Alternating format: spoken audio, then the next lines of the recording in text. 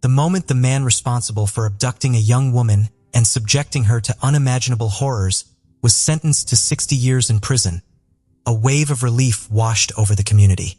They believed that he was finally off the streets, no longer posing a threat to anyone. Little did they suspect that this was merely the beginning, as the sinister secrets of his atrocious acts were yet to be unveiled. The 60-year sentence turned out to be just the tip of the iceberg as shocking revelations continued to emerge, unraveling a twisted tale that took years to fully comprehend. Who was this man, and what were the deeply concealed secrets he held? Texas, the second largest state in the United States, is renowned for its diverse landscape, rich history, and vibrant culture. From the iconic deserts of West Texas to the bustling urban centers like Houston and Dallas, the state offers a plethora of attractions. However, Texas has also witnessed its fair share of notorious crimes. For years, Interstate 45 in Texas has been a haunting place, instilling fear in the hearts of many. The highway that stretches between Galveston and Houston is notorious for its connection to numerous unsolved murders throughout the years. Deputy Chief Josh Rogers from Texas has stated that 1997 was an especially deadly year, with a high number of incidents occurring along this route. However, the question remains, what truly happened here? To delve into this matter, let us begin with the case involving Laura Smitha. On April 3, 1997, at approximately 9 o'clock a.m., 12-year-old Laura Smitha asked her mother for permission to go for a jog alone. Little did her mother know that granting this request would lead to enduring pain. Laura, who was raised in the city of Friendswood, Texas, by her parents Bob and Gay Snither, had a happy childhood alongside her younger brother David. She was known for her kindness and gentle nature. Laura excelled academically and possessed a remarkable talent for ballet. Her dream of becoming a ballerina was on the verge of becoming a reality, as she had recently been accepted into the prestigious Houston Ballet Academy. While preparing breakfast, Laura's mother agreed to her request, understanding that Laura had been diligently working on her cardio to enhance her ballet skills. However, as time passed and Laura failed to return, the parents grew increasingly anxious. Laura had never been away for such an extended period, and as she was always under their watchful eye due to being homeschooled, they sensed that something was amiss. Laura's father scoured the neighborhood in search of her, but there was no sign of his daughter. Growing more concerned, they reached out to relatives and friends, hoping for any information regarding Laura's whereabouts, but their efforts yielded no answers. With Laura still missing, they made the difficult decision to contact the Friendswood police and report her as a missing person. As the police initiated their investigation, the community rallied around Laura's family, joining forces to aid in the search. Flyers with Laura's photograph were distributed and residents in the area were questioned in the hopes of uncovering any leads. The outpouring of support and love from the community deeply touched Laura's parents, as they witnessed firsthand the genuine care and concern for their beloved daughter. The following morning, law enforcement officers were actively searching for the missing little girl. Some officers conducted thorough searches on foot through the nearby woods, while helicopters were deployed to search from above. Unfortunately, no significant leads were found. However, despite this setback, the community remained resilient and supportive. Hundreds of volunteers joined forces with Laura's family to assist in the search for the 12-year-old. Over the course of a week, approximately 6,000 volunteers participated in the search campaign. Surprisingly, each passing day brought even more volunteers and improved tracking techniques, such as the utilization of infrared cameras to uncover potential clues. In a remarkable display of dedication, a search and rescue team, along with their specially trained dogs, traveled all the way from Dallas to offer their assistance. These remarkable canines, with their exceptional sense of smell, spent an entire day meticulously sniffing around Laura's home, picking up scents from distances as far as 800 yards away. The local police were working tirelessly, and their efforts were further bolstered by the involvement of the National Coast Guard and FBI. Initially, the authorities believed that Laura may have become lost in the woods. However, as the investigation progressed, suspicions of foul play began to arise. In order to sustain the search efforts, the community organized candlelight rallies and vigils in honor of Laura. Despite these collective efforts, An entire week passed without any significant progress in Laura's case. On Sunday, April 20th, 1997, the community convened at Friendswood High School to discuss the next steps. During the meeting, the police chief received a phone call that visibly troubled him, causing concern among the attendees. However, they remained unaware of the details. Later that evening, around 10 p.m., Laura's parents were informed of a horrifying discovery. Earlier that same day, a father and son, while walking their dog, stumbled upon the badly decomposed body of a young girl in a muddy area near a pond in Pasadena, just 12 miles away from where Laura had disappeared. The girl was found wearing only a pair of socks, leading the police to suspect that it could be Laura. Subsequently, the autopsy confirmed their worst fears. 17 days after her disappearance, Laura was tragically found, marking a heartbreaking conclusion to the search efforts. Due to Laura's prolonged time in the water, investigators were unable to determine the exact cause of her death and were uncertain if she had been physically assaulted. The tragic loss of this young girl deeply saddened and shocked the entire Friendswood community. Alongside the grief, there was also a prevailing sense of fear as people worried that a dangerous individual might still be out there, potentially targeting more victims. In an urgent attempt to gather leads, the police began questioning sex offenders in the area. Despite numerous uncertainties, a suspect quickly emerged.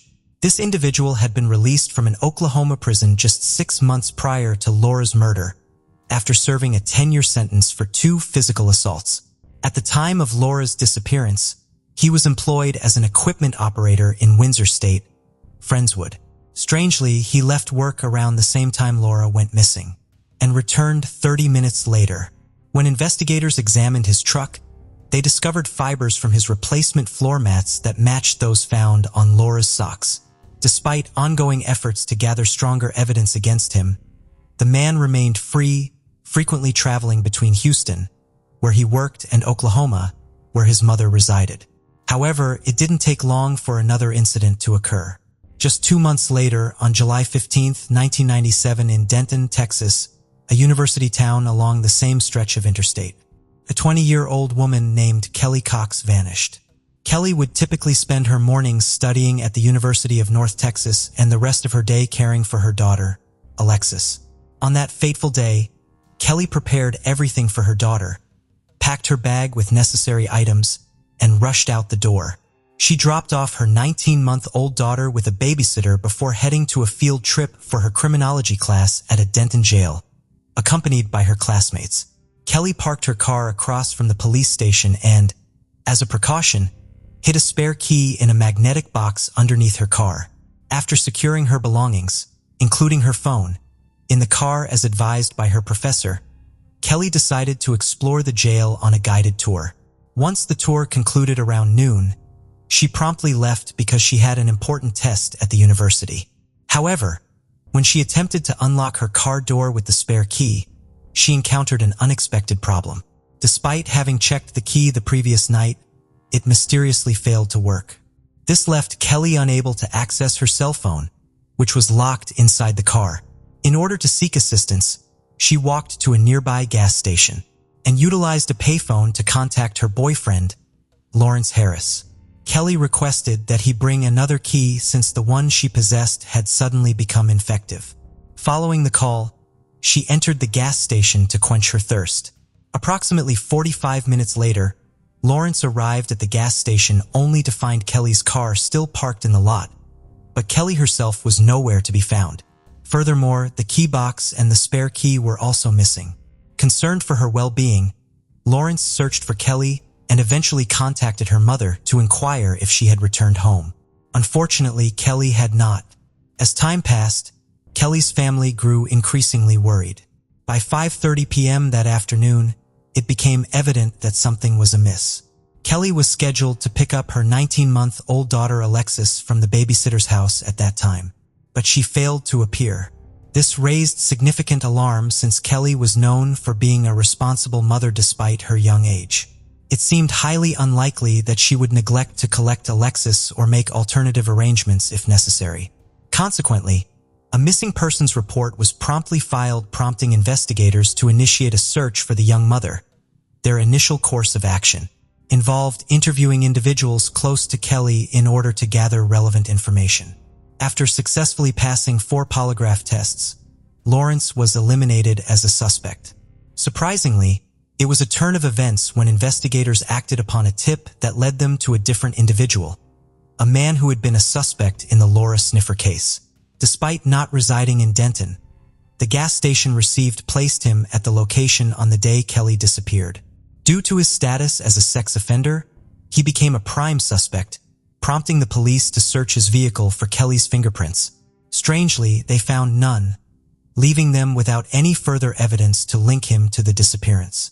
It remained a mystery as to how this man, despite being suspected, managed to elude capture each time. Who was he and what was his story? Unfortunately, without answers to these questions, the case eventually went cold with no leads, witnesses, or surveillance footage. For many years, Kelly's mother experienced profound sadness whenever a body was discovered along the notorious Texas highway. She clung to the hope that one day Kelly would return home, but sadly, that day never arrived. Kelly's disappearance took a toll on her mother and stepfather, particularly as they had to raise young Alexis on their own. However, the most challenging part was explaining to Alexis that her mother was unlikely to come back and provide her with warmth and maternal love. Despite the passing years, Kelly never reappeared for her daughter. Following in her mother's footsteps, Alexis attended the same university, holding on to the belief that her mother might one day return. Throughout all those years, Kelly's family never lost hope. They continued to share her story and tirelessly displayed her picture wherever they could. Unfortunately, even after numerous efforts, Kelly never found her way back home. However, the shocks were far from over, as just 11 days after Kelly went missing in Oklahoma, another young woman was on the verge of disappearing. On June 26, 1997, around midnight, a patrol officer from the Bethany Police Department noticed a white neon Dodge left at a car wash. Initially, it didn't raise any suspicions for the officer. However, upon returning later and finding the car still there, his suspicions grew. While approaching the vehicle, he observed that the key remained in the ignition and the car door was ajar. Swiftly, he transmitted the license plate number to headquarters and ascertained that the car belonged to Tiffany Johnston, a 17-year-old. Upon inspecting the interior, he discovered Tiffany's purse and stumbled upon a phone number belonging to her mother, Kathy, who resided in Antarctica, the considerable 60 miles away from Bethany. Consequently, the investigators promptly contacted Ryan, Tiffany's husband, who was equally unaware of his wife's whereabouts. It was becoming increasingly evident that something was amiss. Ryan disclosed to the officer that Tiffany had left her part-time job at a restaurant around 2 p.m. on that day, excited to celebrate their 3-month anniversary. However, she was only expected to meet him at 11 o'clock p.m. On her way home, Tiffany had made a stop at the Sunshine Car Wash to clean her white neon Dodge. Nevertheless, when Ryan went to meet her later that night, he discovered no trace of her and she was absent from their residence as well. Filled with concern and anxiety, he initially contemplated contacting the authorities but ultimately decided to wait a little longer, hoping that Tiffany would return on her own. However, even before the police could initiate a search for Tiffany, they received devastating news.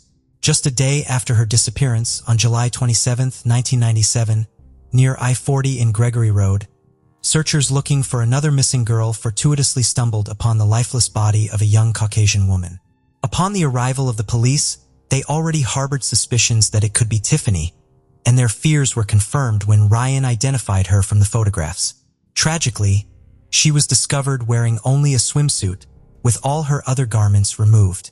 Although the exact time of her demise could not be determined during the autopsy, it revealed that she had been subjected to physical assault and strangulation.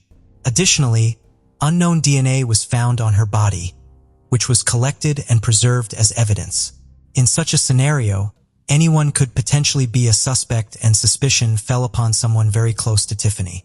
However, it didn't take long to discover that Tiffany was last seen at the car wash at 6 o'clock p.m. During that time, Ryan was at work and he had been there from 3 o'clock p.m. to 11 o'clock p.m. analyzing the timeline. The police realized that it didn't make sense for Tiffany to have been abducted from the busy car wash. If someone had forcefully taken her, there would likely have been a significant struggle. However, the area where the car was found showed no signs of a struggle, and even the car itself was unlocked. Nothing appeared disturbed in the vicinity. This led the police to consider the possibility that Tiffany willingly got into the car with someone she knew and left with them. While the investigation was ongoing, a few days later, Kathy, Tiffany's mother, received a phone call from a man named William Reese, who she knew from her town of Anadarko. Although they hadn't met in person, William's mother was good friends with Tiffany's mother. He called Kathy shortly after Tiffany's death to offer condolences, but little did she know about the hidden secrets. As time passed, the investigation made no progress and the case eventually ended up in the cold case files. With the ongoing murders of women in the area, the entire community began to question when this horrifying game would come to an end. Just 3 weeks after Tiffany's murder, another tragedy struck Lamar, Texas. Jessica Kane, born on August 28, 1979, brought immense joy to her parents, CH and Susie Kane. With a passion for sports, she held the position of drill team captain at O'Connell High School in Galveston, Texas.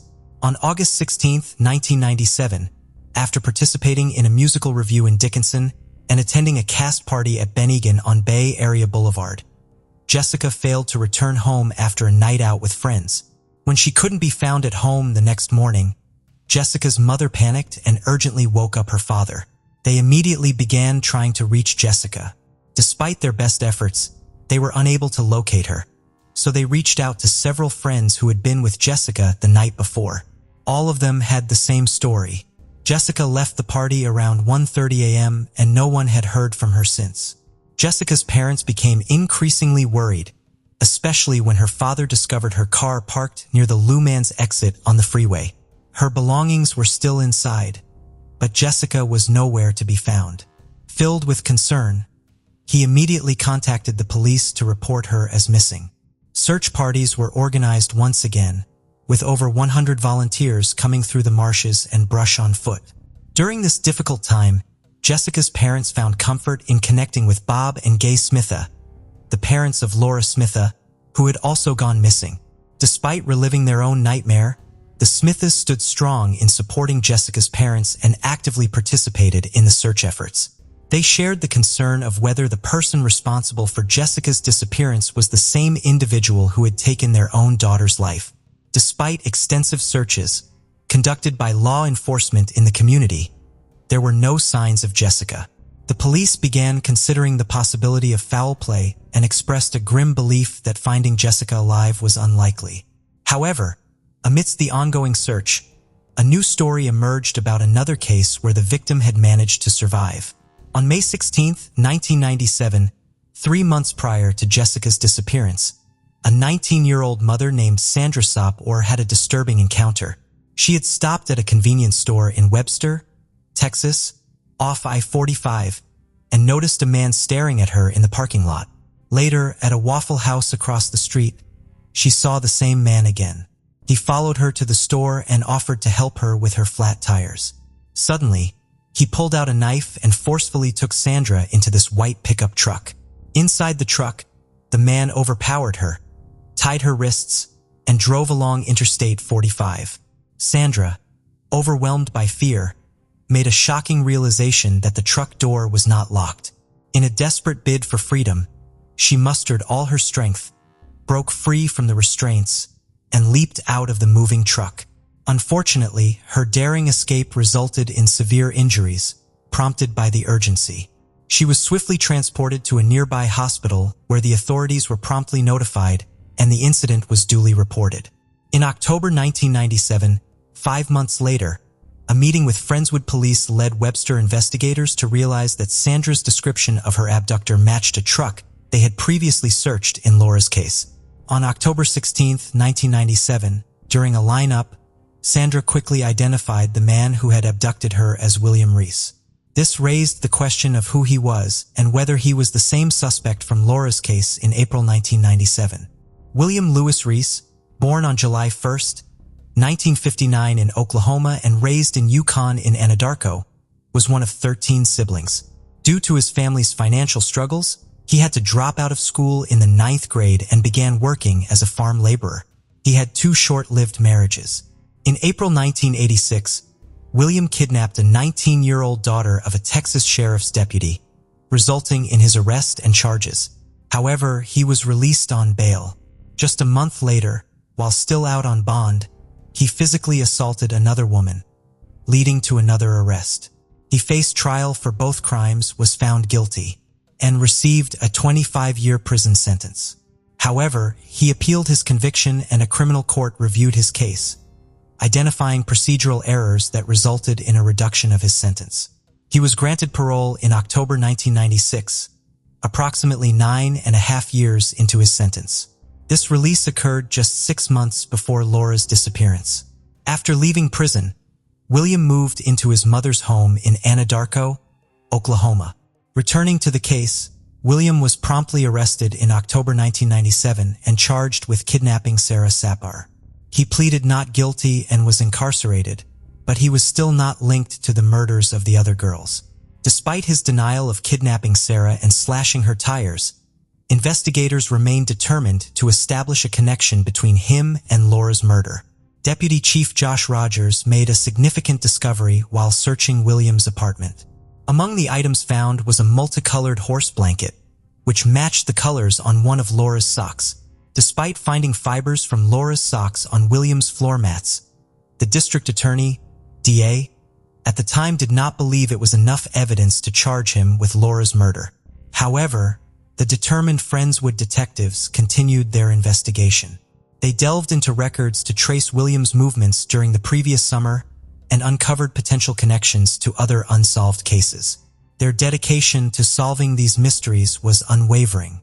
The investigation took an intriguing turn when investigators found a fuel bill in Denton on the same date and location as Kelly Cox's disappearance. This was the first time Kelly's mother, Jan, had heard about William, and now Denton police had him on their radar as well. Further records revealed that William had used a payphone in the town where Tiffany's body was discovered less than an hour after she went missing. Additionally, the owner of a car wash confirmed that William was a frequent customer upon seeing his picture. This new evidence made William the primary suspect in Tiffany's case too. The jury wasted no time in reaching a guilty verdict, and in 1998, William was convicted and sentenced to 60 years for kidnapping Sandra. Finally, after a year, the community felt a sense of relief knowing that William was behind bars. However, Laura's case, as well as Tiffany's, Kelly's, and Jessica's cases, officially remained unsolved. While residing in Oklahoma, Kathy, the mother of Tiffany, never ceased her efforts to urge investigators to solve her daughter's murder. It took over 10 years for Kathy's persistent calls to finally receive a response. In 2012, retired police chief Lynn Williams joined the Oklahoma State Bureau of Investigation's cold case team and took on the task of investigating Tiffany's case. Within the evidence box, Lynn discovered DNA evidence from Tiffany's body that had been meticulously preserved throughout the years. Despite 2 unsuccessful tests, Wendy Duke, the supervising criminologist at the OSBI cold case unit, uncovered 2 samples from Tiffany's body that had not been fully utilized in previous testing. Remarkably, she managed to develop a partial male profile from these samples. Duke meticulously compared the known profiles to find a match, and as the team eliminated suspects one by one, they made a shocking discovery. The perpetrator behind Tiffany's murder turned out to be none other than William Reese, an individual connected to Tiffany's family who had even expressed grief over her death. This revelation prompted the Oklahoma District Attorney to believe that there was enough evidence to charge William with Tiffany's murder. After enduring years of waiting, finally found some solace as justice appeared to be within reach.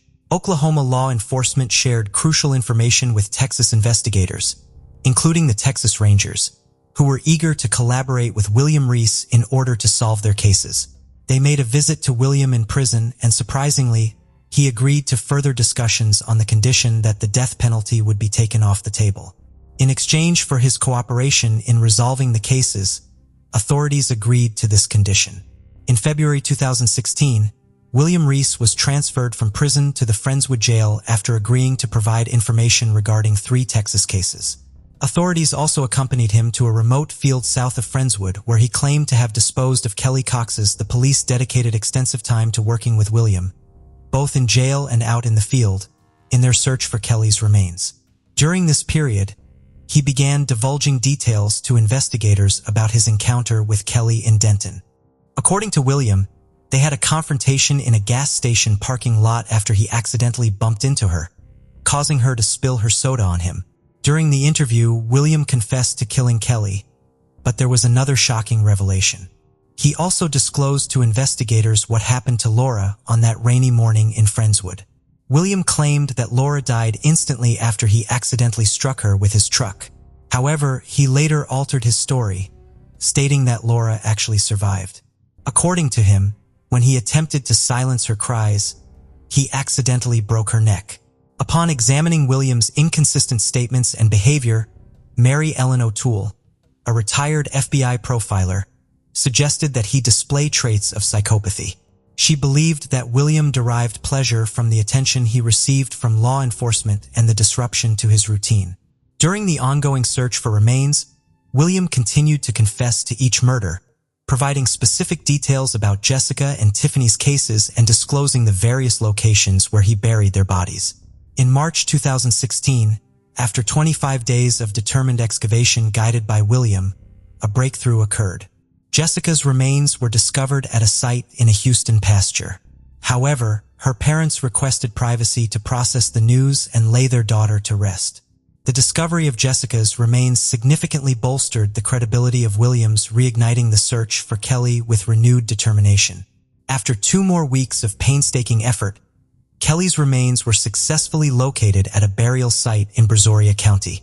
This was an incredibly painful moment for the families who still clung to hope that their daughters might return alive. In July 2016, Reese was extradited from Texas to Oklahoma to stand trial for Johnston's murder. The trial commenced on April 21, 2017, but Reese's defense team filed a motion for a change of venue due to asbestos contamination in the courthouse. An independent examination confirmed the hazardous condition of the building, leading to an adjournment of the trial until June 2019. Meanwhile, Texas prosecutors announced their intention to extradite Reese to their estate for the trials related to Laura Kelly and Jessica's murders once the Oklahoma trial concluded. Tiffany's trial, which had been indefinitely postponed, resumed in May 2021 at the Oklahoma County District Court.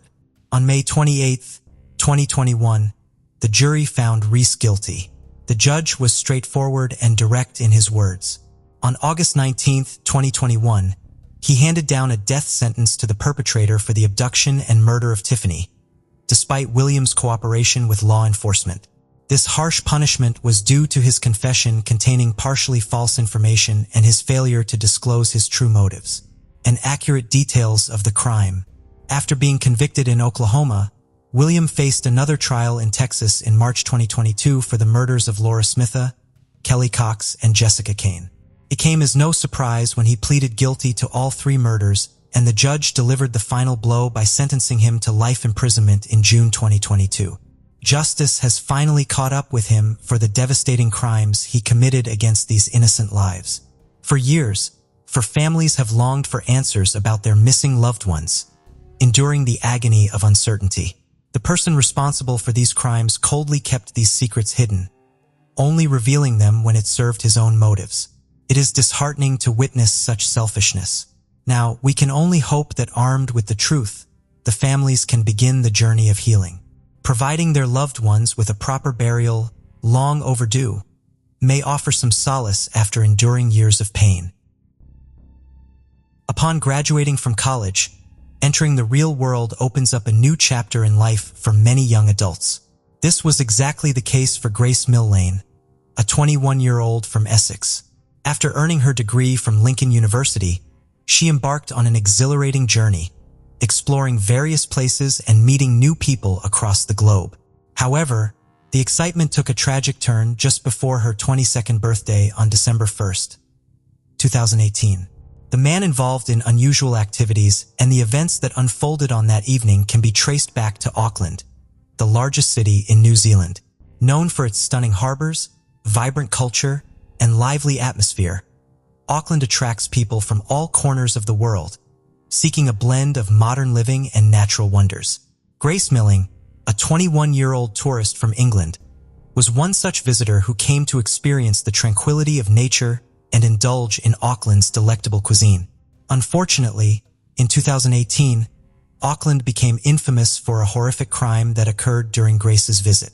Imagine a typical Tinder date turning into the gravest mistake of your life. Well, that's precisely what happened to Grace Milling on December 1st, 2018. Before delving into the details, let's get acquainted with Grace herself. Born on December 2nd, 1996, in Essex, England, Grace was the youngest of 3 children with 2 older brothers named Michael and Dick Lynn. She was a cheerful and outgoing individual who cherished her family dearly. With a sociable and optimistic personality, Grace always sought to make the most out of life. After completing high school, she pursued a bachelor's degree in advertising and marketing at the University of Lincoln.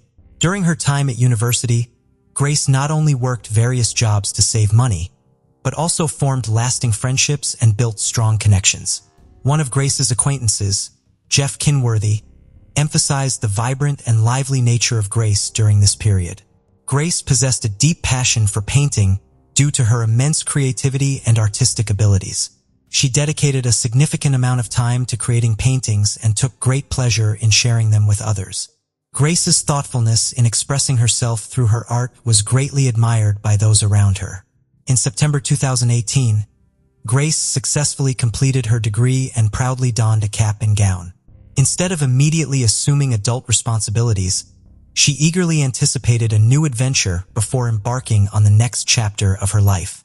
Grace had diligently saved up for an entire year to embark on a backpacking tour and was fully prepared for the exciting journey that lay ahead.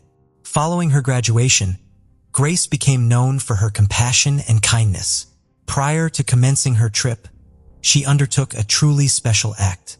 Grace decided to cut off her hair and donated to the Little Princess Trust, an organization that creates wigs for children suffering from cancer. In October 2018, filled with anticipation, Grace bid farewell to her family home and set off on her travels. The spirited graduate departed from Heathrow Airport, ready to embark on her first major adventure. Over a span of 6 weeks, Grace explored Peru on a backpacking expedition in South America. Surrounded by fellow travelers from various corners of the globe, she fully immersed herself in the country's breathtaking beauty. Although her time there was brief, Grace cherished every moment, fully aware that it was merely the beginning of her global journey. With great excitement, Grace eagerly shared each photograph with her family, expressing her love for every aspect of her trip. On November 19, 2018, Grace arrived in New Zealand, brimming with enthusiasm to explore the stunning landscapes of the North Island. Unlike her planned excursion in Peru, this time in New Zealand was a solo adventure, granting her the freedom to savor the experience at her own pace. After enjoying 10 marvelous days exploring the North Island, Grace made the decision to celebrate her upcoming 22nd birthday in the lively city of Auckland. She arrived in Auckland on November 30th, 2018, just 2 days before her momentous day. Grace stayed at the Base Backpackers Lodge, a popular hostel on Queen Street, where she shared a room with fellow travelers. In the evening, she socialized with new friends she had met at the hostel, excited for a memorable birthday in the heart of New Zealand's largest metropolis. Despite planning to have an early night, Grace decided to browse the popular dating site Tinder while lying in bed. She hoped to connect with local people and make new connections during her stay. On December 1st, 2018, at approximately 5:37 p.m., Grace left the hostel for a date night in the city center. She wore a knee-length black dress, white shoes, and carried a cute little handbag. Grace had exciting plans to meet someone special she had matched with on Tinder. Initially hesitant about the meetup, Grace and her date eventually decided to go for it after some more chatting. They made a plan to grab some drinks at Sky City, a trendy entertainment complex and casino, just a short distance from her hostel. Just before her date arrived, Grace took a photo in front of the Sky City Christmas tree and sent it to her family back home. After sending the message, Grace looked around and focused on her phone. It was around 5:54 p.m. when a guy wearing sneakers jeans, and a light blue unbuttoned shirt approached her. They shared a quick hug and then headed to a burger joint on the first floor. The evening was off to a great start with no indication of the unexpected events that would unfold. They had dinner, got to know each other better, and instantly clicked. The vibe was so good that they decided to continue the date. Their next stop was a Mexican bar in the complex, where they enjoyed a few more margaritas. They arrived at the Mexican bar just after 7 p.m., spending the next hour and a half sipping on drinks and having a fantastic time together.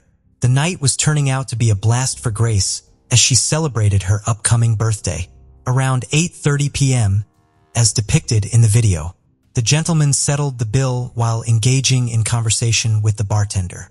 Subsequently, he and Grace embarked on their next destination, eager to continue their enjoyable evening adventure. Approximately an hour later, they made a stop at a nearby establishment called Blue Stone Room, a bar situated just a few minutes away from the man's residence. At a certain point, Grace rose from the table, and for an inexplicable reason, the man took hold of her handbag and began searching for something. This behavior raised suspicion, particularly considering that they had only just met. During their time at the bar, the atmosphere became more intimate as the two engaged in flirtatious banter for about an hour. It appeared to be a typical casual date with nothing extraordinary occurring. When the man excused himself to use the restroom, Grace seized the opportunity to send a text message to one of her friends back in England. She enthusiastically shared how well the date was progressing and how they had connected. Filled with excitement, she promised to divulge all the details in the morning. Unfortunately, that subsequent message never arrived, and tragically, her friend never heard from Grace again. The following morning, which happened to be December 2nd, 2018, Grace's 22nd birthday commenced with a flurry of text messages and missed calls from her loved ones, all eager to wish her a happy birthday. As the day progressed from morning to afternoon and then evening, the celebratory greetings for Grace's birthday went unanswered.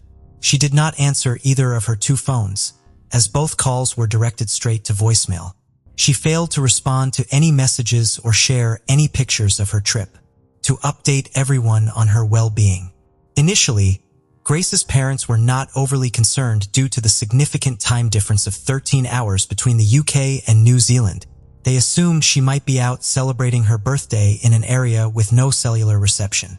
However, as the hours turned into days without any communication from their daughter, the silence became increasingly conspicuous and worrisome.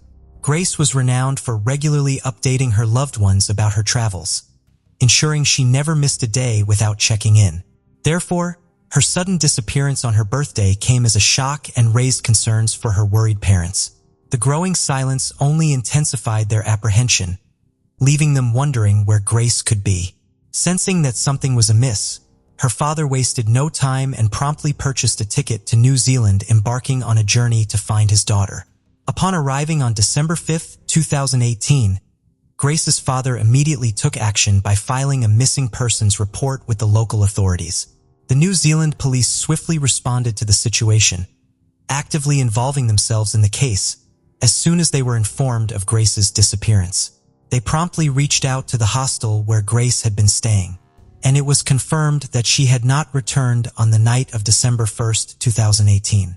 Initially, the police did not suspect foul play since most of Grace's belongings remained in her hostel room. However, due to the urgency and mounting pressure, they promptly organized a press conference appealing for assistance in locating 22-year-old Grace Millane, who had last been seen at 7:15 p.m. on December 1st. Recognizing the significance of social media and public reporting, over 20 staff members were assigned to the case. They understood the importance of gathering information and utilizing the community's support to aid in locating Grace and resolving the mystery surrounding her disappearance. Fortunately for the detectives, it did not take long to identify the last person seen with Grace before she vanished. Their initial step involved delving into her social media accounts to unravel the digital trail and piece together the events leading up to her disappearance. This digital detective work proved to be a crucial aspect of the investigation. On the night Grace disappeared, she made a change to her Facebook profile picture. Shortly after, a comment was posted under the picture, complimenting her beauty. This caught the attention of the police, who identified the person behind the comment as Jess Kempson. Jesse was staying at the City Life Hotel in Auckland at the time. However, what raised even more concern was a previous post written by Jesse. In parts of the post, he expressed remorse for his mistakes, arrogance, and selfishness. But before delving into that, let's gather more information about Jesse. Jess Kempson, who was 26 years old at the time, was born in Wellington and had a nomadic childhood due to his parents' separation. While his grandparents played a role in raising him, he grew distant from many other family members. People who knew Jesse described him as a compulsive liar, constantly fabricating stories about different aspects of his life. He would make up tales such as being the cousin of a famous All Blacks rugby player or falsely claiming to be terminally ill with cancer. His habit of lying extended to everyone, including employers, landlords, partners, and even his own family and friends. Jess's constant lying led to him being evicted from multiple residences and losing jobs repeatedly. For instance, he once convinced a former landlord that he was a professional softball player signed by New Zealand's national team, the Black Sox, and was awaiting contract money. However, after 8 weeks of excuses, the landlord grew suspicious and contacted the Black Sox management, exposing Jesse's lies once again. His last job in telephone sales also ended in dismissal due to his deceitful behavior. Coincidentally, it was on December 1st, 2018, the same day he met Grace Millane, that he lost his job. Recognizing Jesse as the last person seen with Grace, the police realized he held crucial information for their investigation. Consequently, on December 5th, 2018, the day Grace was reported missing, the police visited the City Life Hotel to speak with Jesse. As they approached the front desk, Jess returned to the hotel as well.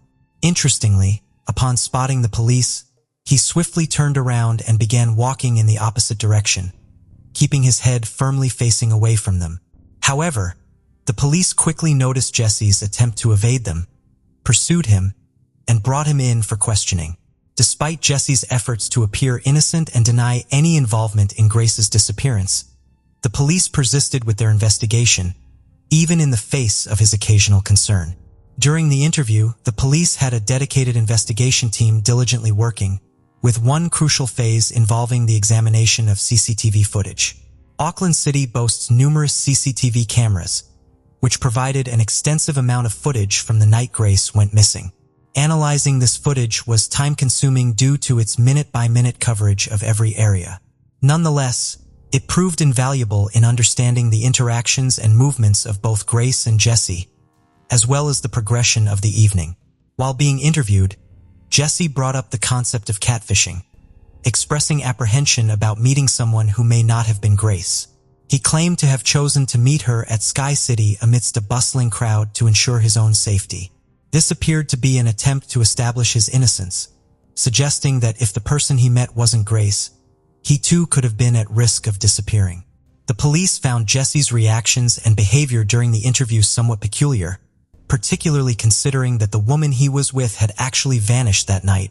At one point, Grace faced a decision. She could either head back to her accommodation at the base backpackers by going to the right, or she could proceed towards the City Life Hotel where Jesse was staying.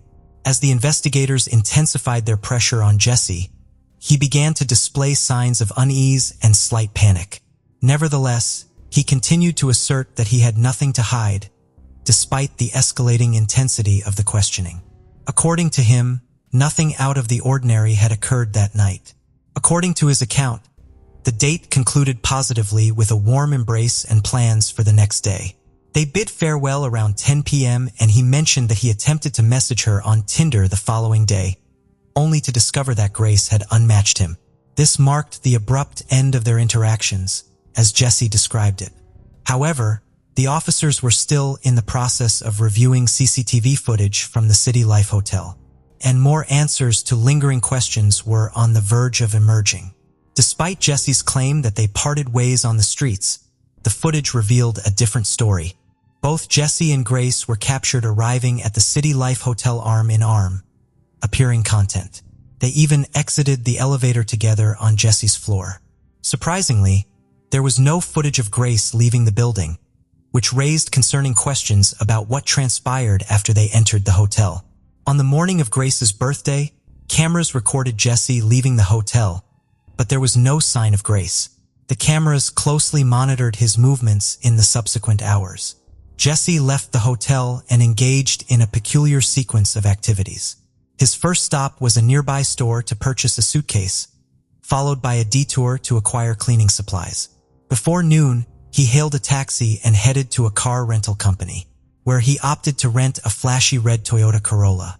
After several hours, Jesse met another woman he had connected with on Tinder. She later recounted disturbing conversations that took place during their encounter. In a shocking turn of events, he discussed burying bodies, methods to eliminate the smell of blood, and claimed to have acquaintances who were police officers. His date felt extremely uneasy, to the point where she declined Jesse's offer to ride in his car. Instead, she chose to find her own way home and vowed never to communicate with him again.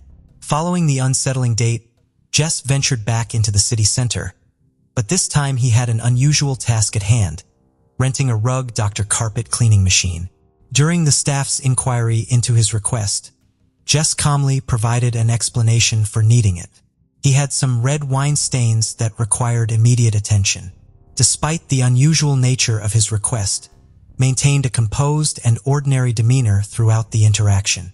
Later that evening, at approximately 9:30, Jesse was observed loading 2 suitcases onto a hotel trolley.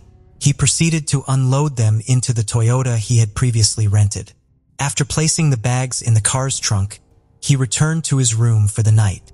The following morning, around 7:00 a.m., Jess once again appeared on camera. This time, he visited a nearby store and purchased a shovel. Subsequently, he entered the rented car and embarked on a drive. Approximately 2 hours later, he was spotted at a local car wash meticulously cleaning the vehicle. It was evident that he took great care in this task before returning to his apartment. These actions, particularly the purchase of a shovel, raised additional concerns and contributed to the enigmatic sequence of events surrounding Jesse. Finally, on December 5, 2018, the day Jesse was questioned, he was observed visiting various locations, including Albert Park, where he disposed of items in bins that were wrapped in black bags. Despite Jesse's denial of any involvement during the questioning, the police began to harbor serious suspicions about him. The forensic search of Jesse's room revealed even more disturbing details. Despite his efforts to eliminate any traces, Grace's blood was discovered throughout the floor. The application of luminol revealed the extent of the cleanup attempt as the entire room emitted a glowing reaction. Furthermore, it became evident that Jesse had walked through the wet blood multiple times. As time progressed, fear among the public grew, and the police expressed grave concerns for Grace's well-being. On December 8, 2018, with an increasing amount of evidence coming to light, was finally apprehended for further questioning. This time, when confronted with all the discoveries made by the officers, his narrative underwent a drastic transformation. During the subsequent interview, Jesse asserted that upon waking up the following morning and realizing Grace's lifeless state, he was overcome with shock. However, this raised numerous inquiries regarding how one could fail to perceive the well-being of their partner after an intimate encounter to the extent that she could perish. Despite this, persistently denied any culpability in Grace's demise. The contradictions between Jess' initial and subsequent interviews were stark. According to the interviewer, he exhibited traits of a narcissistic sociopath who derived pleasure from his actions. In Jess' account, he claimed to have been so terrified that he possessed the presence of mind to strategize and decide to conceal Grace's body in a suitcase and bury it in an undisclosed location to eradicate any evidence. However, he seemed to have overlooked the fact that his movements were captured by CCTV cameras, which exposed the inconsistencies in his narratives. Consequently, Jesse was formally charged and detained by the police. While incarcerated, the investigation persisted and unveiled more unsettling details. It was discovered that between December 1st and December 7th, Jess conducted a series of disturbing Google searches. These searches, which took place on the night of December 1st at approximately 1:30 a.m., while Grace lay lifeless in his room, included topics such as hottest fire, flesh-eating birds, and the Waitokere Ranges, the very location where he buried Grace's body. Furthermore, following these searches, he visited an adult website and took several intimate photographs of Grace's deceased body. These actions, far from indicative of shock, suggested a deliberate awareness of his actions. Meanwhile, based on the information provided by Jesse during the interview, the police promptly initiated a search on December 9, 2018, in an area along Scenic Drive near the Waitokere Reservoir. Shortly after 4 p.m., law enforcement officers discovered a body approximately 10 yards from the road. The swift response by the authorities tragically confirmed that the body belonged to none other than Grace, bringing a somber conclusion to the investigation. Grace's parents had held on to hope that their daughter might be in a safe place and would eventually return home. But this devastating news completely shattered their world. The moment was filled with intense emotions for everyone involved in the search, and the grief spread across the nation. Thousands of people came together to pay tribute to Grace by participating in vigils, reflecting the collective mourning of the entire community. New Zealand's Prime Minister, Jacinda Ardern, publicly apologized to Grace's parents and offered her full support during this heart-wrenching time. Jess Kempson, the accused murderer of Grace Millane, faced charges and appeared in an Auckland court on December 10, 2018, just 9 days after Grace's tragic death. In order to ensure a fair trial, Kempson was granted interim name suppression. This legal measure aimed to prevent the release of certain details to the public during the early stages of the trial. In order to avoid prejudicing the proceedings, following an autopsy, a pathologist confirmed that Grace had been strangled. The examination revealed bruises on her arms and chest, indicating that she had been forcefully pinned down. The pathologist explained that causing these injuries required significant force, and the pressure on her neck must have endured for a prolonged period of 4 to 5 minutes, ultimately leading to Grace's tragic death. Over a month after her passing, on January 10, 2019, a large gathering of individuals assembled at Brentwood Cathedral in Essex to pay their respects at her funeral. Detective Scott Beard, who had been involved in the case, traveled to England to offer support and condolences to the Millane family. The significant turnout reflected the widespread sympathy and shared sorrow experienced by the entire community during this solemn occasion. On January 16, 2019, a mere 6 days after Grace was laid to rest, Jesse appeared in the High Court and pleaded not guilty. The trial commenced on November 4, 2019, lasting for a duration of 3 weeks. Throughout most of the proceedings, Jesse maintained a stoic expression, displaying no visible emotions. Under the guidance of Ian Brookie, Jesse's defense team argued that Grace's demise was the unfortunate result of consensual rough intimacy gone awry. They contended that Grace had engaged in similar physical encounters prior to meeting Jesse, and this particular instance was a tragic case of physical misfortune. The defense aimed to frame the events leading to Grace's death within the context of consensual actions that took an unintended and unfortunate turn, rather than a deliberate act. They asserted that Jesse, in a state of panic, attempted to conceal Grace's body after realizing that the encounter had accidentally led to her demise. The defense portrayed his subsequent efforts to hide Grace's body as impulsive reactions to a situation that had spiraled out of control. However, the prosecution, led by Crown Solicitor Brian Dickey, sought to depict Grace's murder as intentional. Dickey presented a substantial amount of compelling evidence and witnesses to counter the defense's claim that Jess panicked, emphasizing that this was not a mere mistake. According to Dickey, the evidence pointed towards a deliberate and intentional act. Jesse systematically and coldly attempted to cover his tracks by consistently lying and fabricating numerous stories in the process.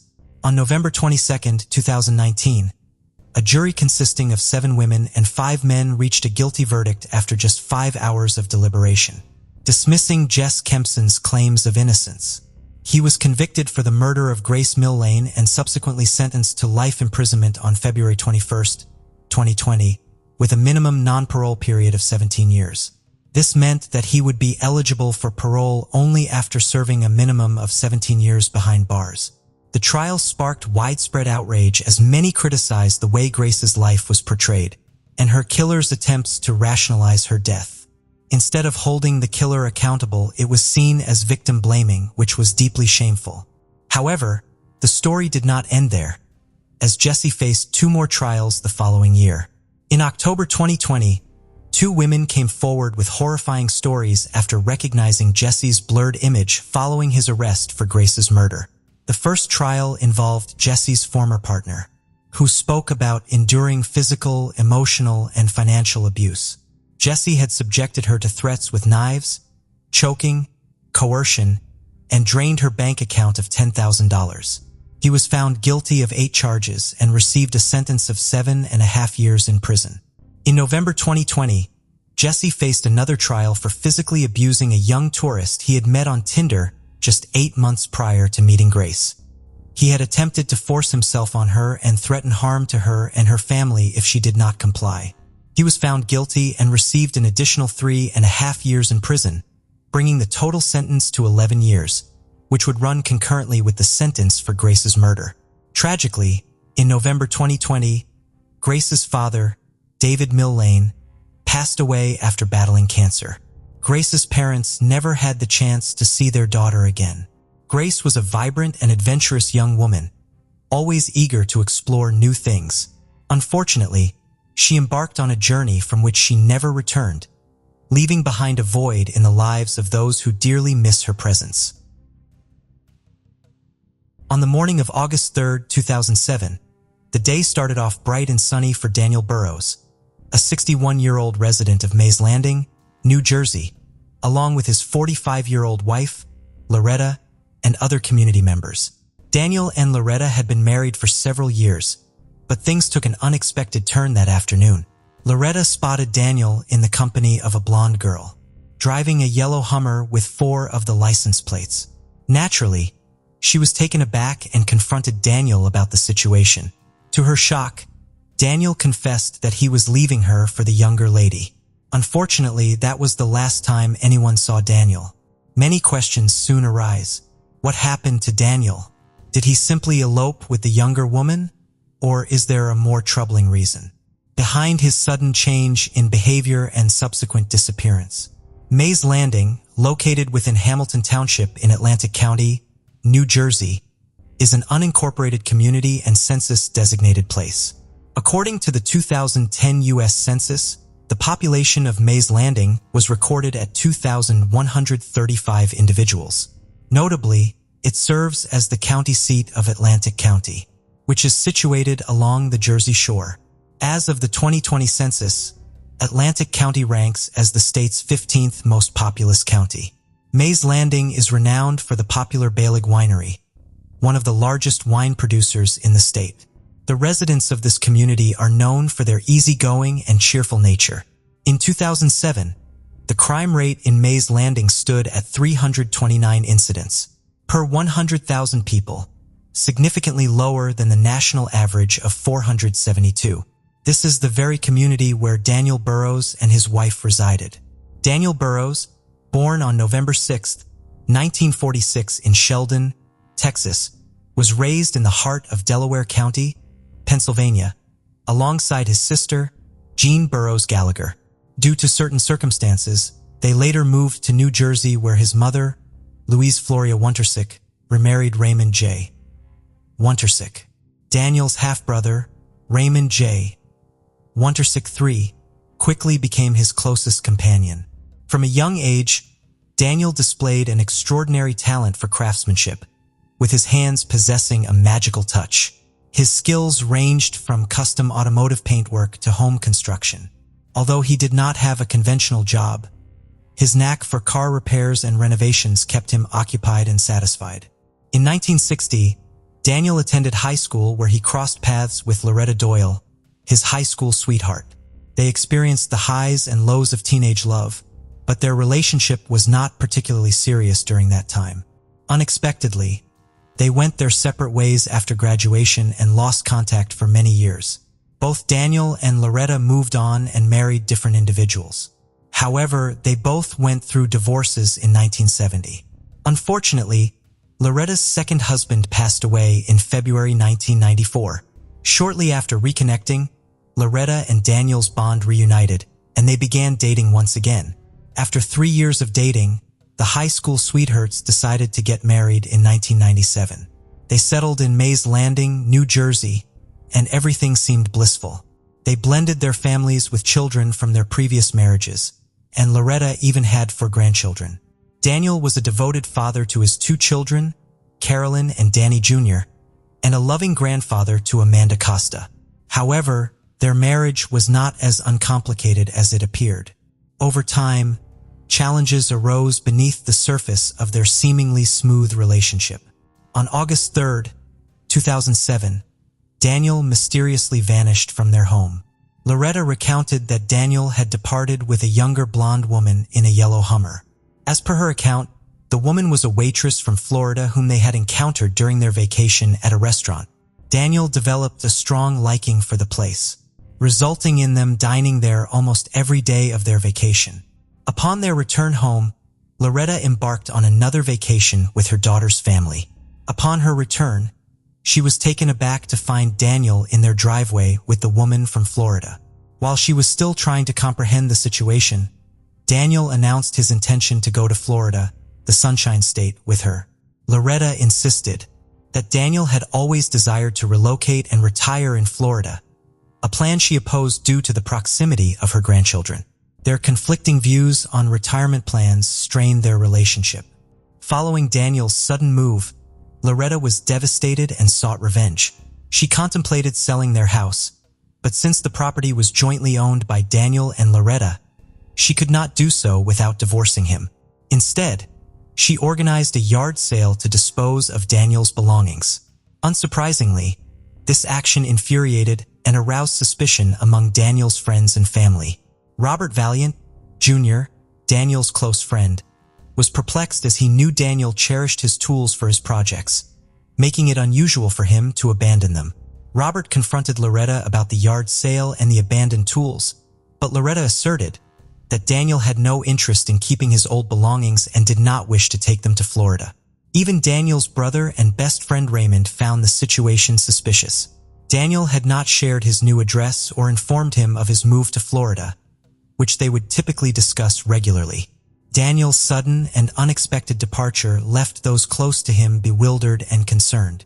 They felt that the narrative did not align, yet they lacked evidence to contradict Loretta's account. However, they were determined to uncover the truth about Daniel's whereabouts and the identity of the mysterious girl who caused him to vanish without a trace. On September 1, 2007, Raymond made the journey from his Pennsylvania home to visit Loretta and officially reported Daniel as missing to the police. The authorities immediately launched an investigation focusing their search on local databases, particularly in Florida, where Daniel was rumored to have gone. Unfortunately, their efforts yielded no leads or traces of Daniel's whereabouts. Throughout the investigation, the detectives conducted interviews with Loretta, who remained cooperative and forthcoming. They also thoroughly searched her house and property, but found nothing suspicious or out of place. As they delved deeper into Loretta's background, the detectives stumbled upon a past embezzlement case. It came to light that Loretta had embezzled a substantial sum of money, approximately $500,000, from her previous workplace nearly a decade ago. This resulted in a 15-month federal prison sentence prior to her marriage to Daniel in 1997. When confronted with the evidence, Loretta claimed that she had been unfairly targeted by her company, and that others were involved in the embezzlement as well. She admitted that she had kept the secret from Daniel out of fear. Surprisingly, it was revealed that Daniel had visited Loretta regularly during her time in prison, but she had not been entirely honest with him about the reason for her incarceration. Ronald Roberts, Daniel's friend and neighbor, also provided some concerning information to the investigators.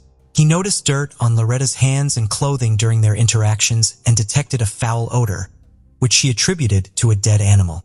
Additionally, he observed that a broken trellis had recently been repaired. Despite these suspicions, Loretta always had an explanation ready, frustratingly leaving the police without concrete evidence to make an arrest. As time passed, Daniel's case gradually grew colder, leaving his loved ones desperate for answers. In February 2009, Loretta took a significant step in her life by initiating divorce proceedings against Daniel. After enough time had passed, she believed it was justified to end their marriage and sell their house. To formalize the process, a notice was published in the newspaper. However, when the court hearing arrived, Daniel was nowhere to be found. Loretta's plan was to sell their house in Mays Landing and move to Ventmouth City to be closer to her daughter and sister. In February 2010, Daniel Burrows' family successfully convinced investigators to reopen the case after the local police established a cold case unit in the county. The family also created a Facebook page called Find Daniel Burrows to gather information. In the page's About section, Raymond, Daniel's brother, expressed suspicion towards Loretta's claim Daniel had left with another woman, leaving all his belongings behind. This raised doubts about Loretta's account of events. The case took an unexpected turn in February 2013 when Raymond, frustrated with the lack of progress, contacted the police. He believed that Loretta might be responsible for Daniel's disappearance and hinted that he might be deceased. Loretta was shocked by the accusations of her involvement in her husband's possible death. She maintained that Daniel had simply run away with a younger woman, but without concrete evidence to support either claim, the police were at a standstill. However, Raymond was determined to uncover the truth. He urged the detectives to investigate the suspicious death of Loretta's first husband. There were suspicions among both family members and friends that Loretta had played a role in his demise. The circumstances leading to his death were troubling. After a period of separation, Loretta and her former husband rekindled their relationship for about a week before tragedy struck, and he tragically overdosed. What deepened the suspicions even further was the fact that Loretta had been responsible for administering his medications during this period. Adding to the concerns, the police discovered that Loretta had received a substantial amount of money following his death. However, to everyone's surprise, she did not share any portion of it with his children. This raised red flags and strengthened the belief that something was amiss regarding the circumstances surrounding his death. Authorities began to suspect that Loretta's involvement went beyond what initially appeared.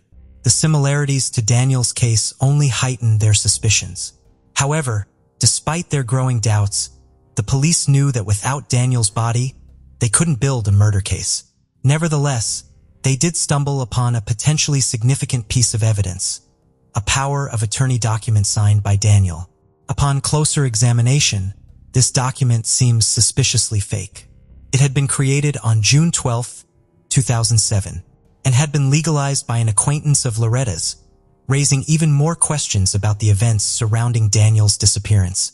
It became evident that Loretta's primary motive was the valuable house, which was worth a substantial amount of money, and she was desperate to cash out. Investigators realized that there was more to this case than initially met the eye, and they were determined to uncover the truth about what had truly happened to Daniel. In the early morning of May 17, 2013, the investigators, led by Sergeant Lynn Doherty of the Atlantic County Prosecutor's Office, obtained search warrants for both Loretta's house and the residence where she had been staying with her sister. The search warrants were executed simultaneously, leaving Loretta with no opportunity to tamper with or destroy any potential evidence. Loretta seemed to have an inkling as to why the police were there, as she anxiously inquired if they were planning to search her house in Ventmouth City upon their arrival. Detective Caroline McDonald's stumbled upon an eerie finding while scouring one of the bedrooms in Ventmouth City. To her surprise, she discovered a collection of sizable Tupperware containers meticulously arranged and hidden within the closet. Curiously, these containers were the sole items in the house organized in such a manner. Adding to the peculiarity, air freshener beads and dryer sheets were placed atop these containers. However, the moment the containers were opened, a nauseating odor of decay permeated the air, sending shivers down their spines. To their utmost horror, investigators uncovered bones that had been painstakingly separated into two containers, along with a concealed skull nestled within a woman's handbag. Loretta was subsequently apprehended and brought in for interrogation at the police station. In a state of distress, she tearfully admitted to the murder of Daniel and disclosed that his remains were concealed within the closet of her Ventnor residence. However, Loretta presented a narrative of domestic violence, asserting that she had acted in self-defense. According to her account, a heated argument ensued between them, prompting her to retreat to the kitchen and retrieve a knife. Loretta alleged that Daniel aggressively lunged at her, resulting in an accidental impalement with the knife. After the incident, she confessed to placing Daniel's lifeless body in the bathtub. When questioned by detectives about her failure to immediately contact emergency services, Loretta provided a disturbing explanation. She revealed that she had left Daniel's body in the bathtub and proceeded to embark on a vacation. Upon her return, she detailed how she relocated his remains into containers. Notably, Loretta admitted to exhuming and carrying these containers with her whenever she moved. The tragic truth surrounding Daniel Burrows was finally unveiled. Loretta faced charges of murder and obstructing her arrest. During the court proceedings, Loretta initially displayed minimal emotion, but as the testimonies unfolded, she broke down and began weeping. The testimonies commenced with Dr. Charles F. Sebert Jr., a forensic pathologist who had opened the containers. Dr. Charles testified that the containers were enveloped in 9 layers of plastic bags meticulously arranged in alternating directions. He also observed the presence of dryer sheets, air fresheners, and scented beads evidently used to mask the scent of decomposition. Upon opening the first container, Dr. Charles discovered a woman's handbag, its color altered by the fluids of decomposition. Inside the bag, he uncovered a cranium, mandible, skull, and jawbone.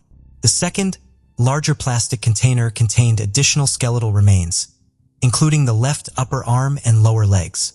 Upon examining the remains, Dr. Charles observed incisions on the ribs that were consistent with stab wounds. This led him to conclude that the individual had met a violent end, confirming a case of homicide. Following Dr. Charles's testimony, Dr. Stuart Alexander, a forensic odontologist, took the stand and positively identified the remains in the plastic tote as belonging to Daniel Burrows. He compared Burrows' dental records to the teeth found in the skull, providing further evidence of identification. Donna Fontana, a forensic anthropologist from the New Jersey State Police, also provided testimony regarding the condition of the bones within the boxes.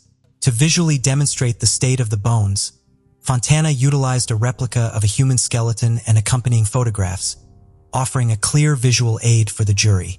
She specifically highlighted the right tibia, a significant bone in the lower leg, which exhibited distinct signs of being cut with a knife and saw. The consistent color of the cut edge with the bone indicated that the cut had occurred around the time of death. Additionally, Fontana observed that several ribs were missing, and those that displayed trauma showed injuries consistent with knife wounds, with one rib being completely fractured. Fontana emphasized that this pattern of dismemberment is often employed to hinder identification and facilitate transportation. On August 3, 2007, Daniel disappeared, with Loretta claiming he had left for a younger woman in a yellow Hummer. However, the prosecution believed that Loretta had orchestrated his murder. In early June 2007, Loretta approached Warware in Itteburg and requested a power of attorney to be drafted, claiming that she and her husband were selling their home while he was away. Grateful for Loretta's kindness, Heiberg agreed to do it for free. Loretta then sought the assistance of Edward Dwyer to notarize the power of attorney, which she signed in her husband's name without his consent. Loretta's daughter, Nicole de Dimigio, witnessed this act of forgery. After Daniel's death, Loretta utilized the fraudulent document to sell their home for $77,000, with half of the proceeds belonging to Daniel. To gain access to the funds, she initiated a divorce in February 2009, alleging that Daniel had relocated to Florida without providing an address. Her divorce lawyer, Daniel also from, published a notice of the complaint in the press of Atlantic City. During the divorce proceedings, Loretta received half of the money, with the remaining amount granted upon finalization. The prosecutor highlighted that Loretta acquired nearly $100,000, including the proceeds from the sale of Daniel's house and belongings. In his closing statement, Levis emphasized that Loretta had evaded justice for over 8 years, leaving behind only Daniel's remains. The narrative concludes with Loretta becoming $100,000 wealthier and concealing Daniel Burrows in her closet. Following 2 hours of deliberation, the jury found Loretta Burrows guilty of first-degree murder for fatally stabbing her husband, dismembering his body with a knife and saw, packing it into 2 plastic containers, and dragging it with her as she relocated 3 times within 6 years. On March 17, 2015, Loretta was convicted and sentenced to 55 years in prison, with an additional 3 years added for hindering apprehension. She will be eligible for parole in 2060 when she reaches 108 years old. After receiving her sentence, Loretta broke down in court and expressed her hope that her actions would bring some form of peace to those who had been harmed. Currently, Loretta is incarcerated at the Edna Mahone Correctional Facility for Women in Clinton, New Jersey, where she is expected to remain until her death. Raymond Wontorsic experienced a mix of emotions following the conviction of his half-brother's murderer.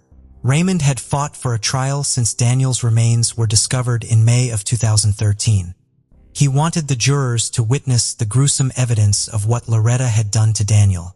Raymond stated, "It was my brother who brought justice to this case. He brought justice to himself. His horribly mutilated body won the case." Raymond compared Loretta's actions to those of a butcher slaughtering an animal, emphasizing that Daniel was not an animal, but a kind and gentle person who never caused harm to anyone. Loretta's emotional display in court, coupled with her insinuations of abuse by Daniel, were met with skepticism and dismissal from Raymond and other family members. They believed her tears were fake and her claims were false, suggesting that she only cried because she knew she would spend the rest of her life in prison after being caught. Robert Valiant Sr., a friend of Daniel's, expressed this sentiment. Carolyn Burroughs, Daniel's sister, was both outraged and bewildered by Loretta's behavior. She revealed that Loretta had attempted to sell Daniel's belongings shortly after his disappearance and had even advised people not to worry about him. Carolyn questioned how Loretta could have kept Daniel hidden in her closet while moving him from house to house. Assistant Atlantic County Prosecutor Kathleen Bond described Loretta's actions as unimaginable, resembling scenes from nightmares and horror movies. Bond highlighted that Loretta not only brutally stabbed her husband to death, but also dismembered his body with a serrated knife, leaving it to decompose for 6 years. At the time of this video's release, there were no updates on the investigation into the death of Loretta's first husband. Daniel Burroughs' story serves as a reminder to persistently advocate for what we believe in. The determination and advocacy displayed by Daniel's family, including the creation of a Facebook page and their push for reinvestigation, ultimately led to the uncovering of the truth. This case exemplifies the power of seeking justice and the importance of persistence. Regarding whether justice was served for Daniel Burroughs and whether Loretta's sentence was appropriate or she should have received the death penalty, that is a matter of personal opinion. Robert Peter Kissel was born on April 21, 1963 in Manhattan and was raised in the New Jersey suburbs. Born to William Kissel, a prominent businessman, he was the middle child among 3 siblings. His elder brother, Andrew Kissel, and younger sister, Jane Kissel Clayton, completed the family. Robert had a close bond with his brother, Andrew, who was 4 years older. They shared a healthy competition for success from a young age. Even as teens, their personalities diverged. Robert was a great sportsman and the all-American boy. He also had an intuitive knack for numbers and an inclination to help people. Andrew, on the other hand, leaned more towards prioritizing personal achievement and would go to any length to be successful. Robert pursued his education at the University of Rochester's College of Engineering and later at New York University. He graduated in 1986. After attending the University of Rochester, Robert put his bachelor's degree in optical engineering to use by entering the toner business owned by his father. In 1987, he took a trip to a Club Med resort in the Caribbean's Turks and Caicos Islands, a journey that would change his life. There he encountered a slender 22-year-old waitress named Nancy Keeshan. Robert, captivated by Nancy, described her as vivacious and attractive. The connection between them grew stronger, and about 2 years later, the couple decided to move in together. They eventually tied the knot in 1989. On May 1, 1964, Nancy entered this world as the daughter of Gene and Ira Keeshan. Originally from Michigan, she relocated to Oakland, California with her mother following her parents' divorce. She pursued art studies at Parsons School of Design in Manhattan's Greenwich Village while working in various restaurants, including E.J.'s Luncheonette. The union of Robert and Nancy laid the groundwork for the events that unfolded in the following years. In 1990, the year after their wedding, Robert pursued further education at New York University's Leonard and Stern School of Business. In 1991, he successfully graduated with a master's degree in business administration. During his time at NYU, Robert studied under Edward Altman, a finance professor renowned for inventing the Z-score, a mathematical formula to assess a company's risk of bankruptcy. Impressed by Robert's capabilities, Altman appointed him as a teaching assistant. He reflected on Robert's time as a student and stated that Robert was a very bright, ambitious, and pleasant student who really blossomed after his graduation. He also claimed that Robert was very focused and intense in his work. During this period, Nancy Kissel had stopped attending art school to support Robert while he pursued his studies at NYU. In 1991, Robert began his career at Leidenberg Thalmann and Company, a Wall Street investment firm where he specialized in distressed debt. A year later, he moved to Lazard Frears and Company and became a vice president in the high-yield group. By 1997, Robert joined Goldman Sachs and was sent to Hong Kong as a managing director in its Asian Special Situations Group. In Asia, Robert faced the aftermath of an economic crisis, with opportunities arising from distressed debt. Foreign investors had dumped shares, which created cutthroat conditions in businesses. In June 2000, Robert moved to Merrill Lynch, the largest U.S. securities firm by brokers, to lead its Asian distressed debt business. Over the next 2 years, Merrill purchased at least $500 million of bad debts in Korea and around another $200 million in Taiwan. Robert had brought along his friend and colleague, David Ngo from Goldman. In the wake of the crisis, Robert gained immense respect as a top-tier investor in Asia. Joseph Draper, a Hong Kong-based managing director at Citigroup Incorporated, the world's largest financial services company, collaborated with Kissel to purchase bad debts in Taiwan. The duo had prepared rival bids for the $1.8 billion of distressed debt from the Bank of China at the time when Robert's life was tragically cut short. Through all the downfalls and successes, Robert and Nancy remained close to his brother Andrew and his wife, Haley Wolf. They ventured into business together, with Robert investing $500,000 in one of Andrew's real estate companies. They occasionally vacationed together at multi-million-dollar homes in Stratton, Vermont. This was a resort in the Green Mountains about 4 hours north of New York where they had skied as children. It was a blessed model family, and they had everything they could ever want. By 2000, Nancy Kissel had 2 small children, Elaine in June and an infant named Reese. The move to Hong Kong brought additional pressure for both her and the family. Adjusting to the foreign environment and being frequently alone due to Robert's extensive travels made it challenging. Robert's demanding work schedule left him with little time for his children. Despite these challenges, Nancy excelled as a mother. They took time to settle into the new environment, but eventually began to find spaces to pursue their hobbies. In a city without skiing, Robert still found time for sports, participating in Trail Walker, a grueling 60-mile mountain trek taking 12 to 48 hours to finish. Nancy dedicated herself to volunteer work, contributing at the Hong Kong International School, a $15,000 a year private school attended by their 2 oldest children, and at the United Jewish Congregation. She also organized an annual Halloween party for all the residents of their 20-story tower at Parkview, the largest private housing estate in Tai Tam, Hong Kong. In 2003, at the age of 40, Robert became an expatriate banker, leading a lavish life in a $20,000 a month, 3,270 square foot apartment with a breathtaking view of Hong Kong's skyline and the South China Sea. His sleek silver Porsche Carrera to live in Filipina maids and a $20 million fortune spoke of his prosperity. And this was the same year he was found lying dead wrapped in a carpet. The incident began when Robert missed a conference call on November 3, 2003, according to David Ngo, his colleague and friend. Concern grew as he didn't show up for an important meeting the next day, where they were supposed to prepare a bid for Bank of China's distressed debt. As the week went on, colleagues and friends became more worried about Robert. By Wednesday, November 4th, David decided to inform the authorities about his disappearance. After this call, Hong Kong authorities went to the Kissel residence, where they met Nancy and their 3 children. but Robert was nowhere to be seen. Consider it a simple gut feeling, but officers felt a bit uneasy about the situation. Despite the place looking clean, they didn't like how Nancy behaved or talked about Robert. She made it clear to officers that she filed a missing persons report that very same morning, claiming he had left after assaulting her. However, officers didn't believe her story. From an intuitive perspective, Robert's disappearance didn't make sense, so they chose to investigate further around the property. Around midnight on November 6, 2003, investigators finally discovered what they were searching for.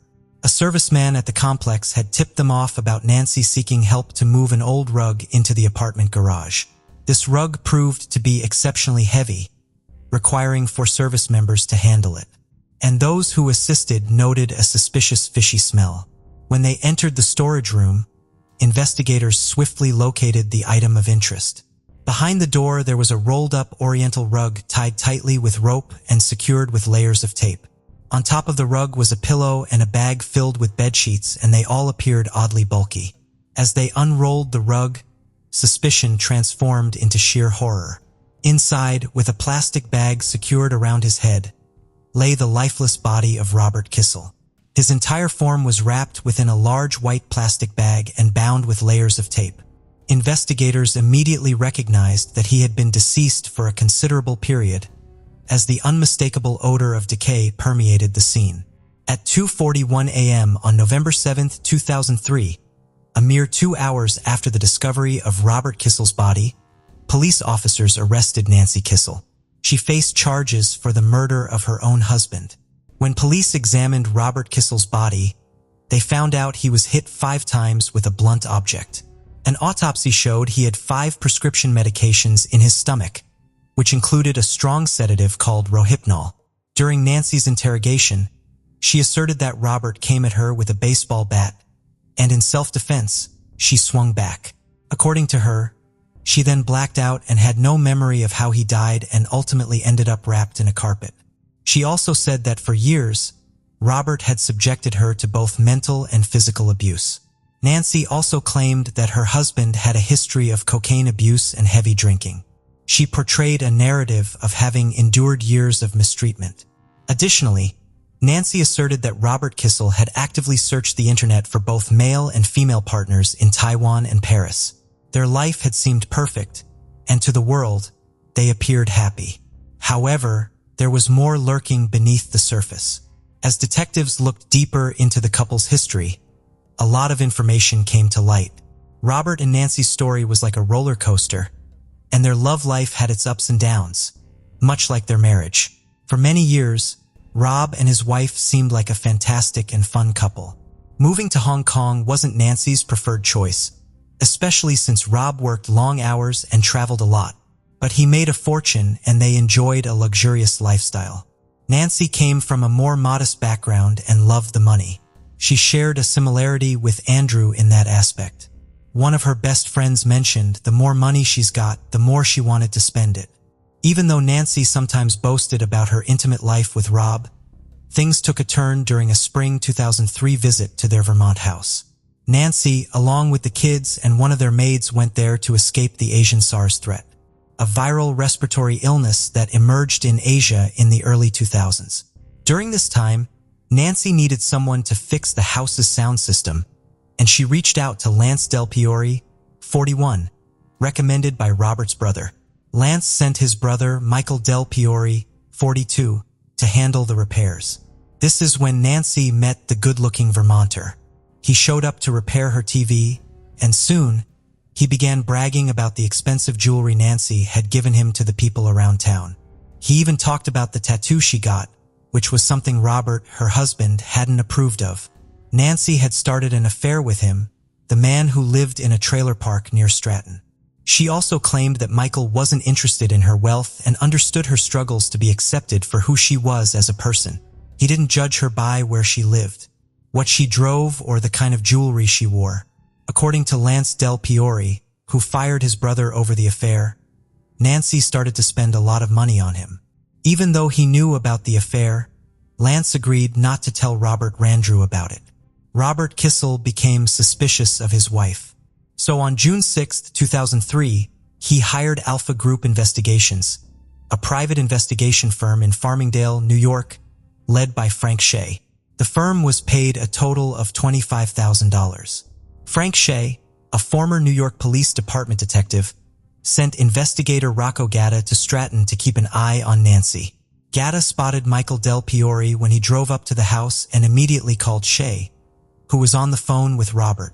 Robert then called Nancy and confronted her about the situation. Del Piore left the house shortly after, as reported by Gatta. On other occasions, Del Piore stayed at the house until late at night. Robert had also installed spyware on his wife's computer. When she returned from the US, he found out that she had conducted internet searches using very suspicious phrases like overdose of sleeping pills and medications causing heart attack. In August 2003, during a visit to New York, Robert confided in Shea, telling him he suspected he was being drugged as he often felt woozy and disoriented. When Shea traveled to Hong Kong for other business, he met Robert for drinks at the China Club on September 6, 2003. Shea recalled telling Robert that Nancy was trying to get rid of him. After Robert heard this, he struggled to believe that his wife of 14 years would do such a thing. In late September, Robert discovered bills for a mobile phone that Nancy had acquired secretly, listing her address as the Hong Kong International School, according to David No. This discovery was the breaking point for Robert, and he confided in David about his marital problems. Despite their troubles, the couple still appeared in public together. On October 8, 2003, Nancy and Robert attended a banquet hosted by the International Bank of Asia in Hong Kong, where former U.S. President George H.W. Bush was the guest of honor. Due to having a terrible argument, according to Nancy, they arrived late for cocktails with Bush. During dinner, she approached Bush's table, tapped him on the shoulder, and asked if she could introduce him to her husband. The ex-president then even posed for photographs with them. In the last week of October, a few weeks after their public appearance, Robert informed David No that he planned to seek a divorce and intended to tell Nancy that Sunday night on November 2, 2003. Robert even told David about his readiness to fly Michael Del Piore to Hong Kong so that Nancy would stay there while he stayed close to their children.